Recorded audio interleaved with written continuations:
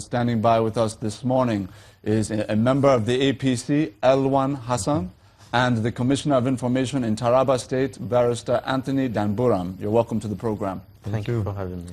Now, we know, of course, there has been so much back and forth between various stakeholders on the issue of the farmers and herdsmen clashes in the country, particularly in the Benue and Taraba. Can you give us a sense, Mr. Hassan, of your reading, your assessment of the situation on ground today? Yeah, thank you for having me, actually. I think what we need to understand is where the problem is coming from first. It's actually from two factors. This came from two factors. One, the insurgency in the northeast. The Boko Haram insurgency in the northeast has pushed the herders away from lands they usually graze in the past. Then climate change is also a factor. Desertification, which was because of climate change, is also a factor. And I think these two are the major factors. Because when you take the analysis, there is a study that says Nigeria has over 22 million cows. And those 22 million cows drink 1 billion gallons of water a day. That's about 4 million liters of water a day. And 500 million kilograms of grass and forage crops.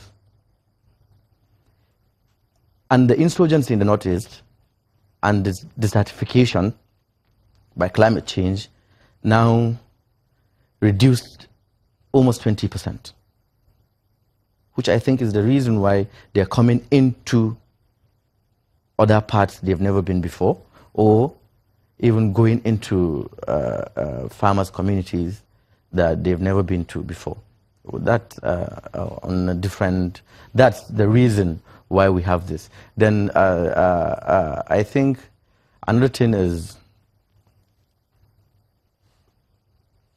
after a reason, then why a lot of politics is being played into it. One is we don't even see it as a Nigerian problem. When a Fulani man and a Fulani man fight, it's nobody's business. When a thief and a thief fights, it's nobody's business. But when a Fulani man, especially if it's a Muslim, fights a thief that is a Christian, it becomes a big issue in Nigeria. I think we should live beyond ethnicity and religion in this country. You know, one of the challenges that I've seen when this debate comes up is they say, well, look, if you talk to a thief man, for example, he'll tell you that this is a matter of unfinished business. That there was an attempted conquest under Uthman Danfodio, and that, you know, that they weren't able to conquer the Tiv, and so they're coming to finish what they started then. Now, that's obviously a matter of debate and quite a bit of speculation. I want to just ask you about that. Barrister, do you think that there's anything to that? No, I don't think. Because what happened in 1804, that was when Nigeria even came to being.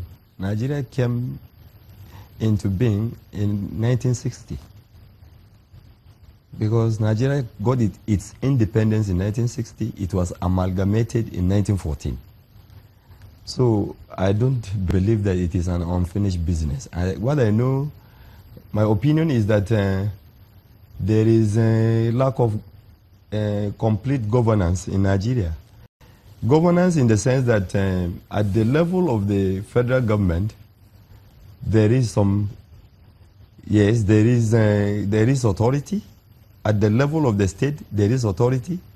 But at the level where the people are found, there is completely lack of governmental authority or governance authority, because in those days, even before independence and subsequent to independence, the native authorities, the emirs, the village heads, the district heads all these people had some kind of control of what happens at the local level.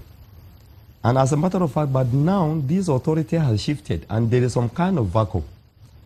That vacuum has created these problems. And what we need to, I think the traditional institution in Nigeria needs to be given some kind of identity because they have some connection with all these people. And the chief of my place is a Fulani, and the majority of people in my local government are Christians. But he has never shown any attitude of conquering other tribes and forcing other people to his religion. You know. And, yes. So I don't believe that this is a continuation of any jihad or whatever. In fact, there is a failure of leadership and all governance in Nigeria. And the earlier our leaders come up and, Can you qualify that for us? You're saying that there's a failure of leadership and governance in Nigeria. Now, there are so many, of course, there are so many levels of governance. Yes. When we talk about the issues in Benue State, in your state, Taraba State, yes, it comes down to certain individuals in some cases. This is what I'm saying.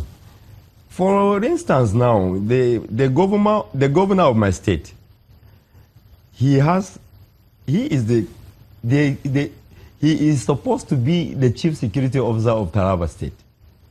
But whenever there is a problem and he contacts the commissioner of police or the military commanders in Taraba State, they will have to seek clearance for from somebody somewhere in Abuja or Lagos. And whenever a particular community is attacked and he is ready to send these security paraphernalia to handle this crisis, before they seek clearance and the problem gets solved, how many people are killed? This is a failure. And one of the solutions is that I think either the constitution is amended to give the chief executives of state certain powers over security personnel, and there should be some special powers which the president has to cede to the governors, so that immediately anything happens in the states which are under their jurisdictions, they should move in and control the situation directly without any interference from any other person. Because being the chief security officer of your state, the state you must have control over all the issues, the resources, the people, the welfare, and the security of the people. But this federalism that is not so much defined, that has not ceded that power, that has not devolved the power to the state fully so that they can handle all these issues, which are now trying to undermine the sovereignty of Nigeria. I think we have to look at it again. Commissioner, we have a lot to get into, and we're going to be right back after a short break. Our viewers, please stay with us.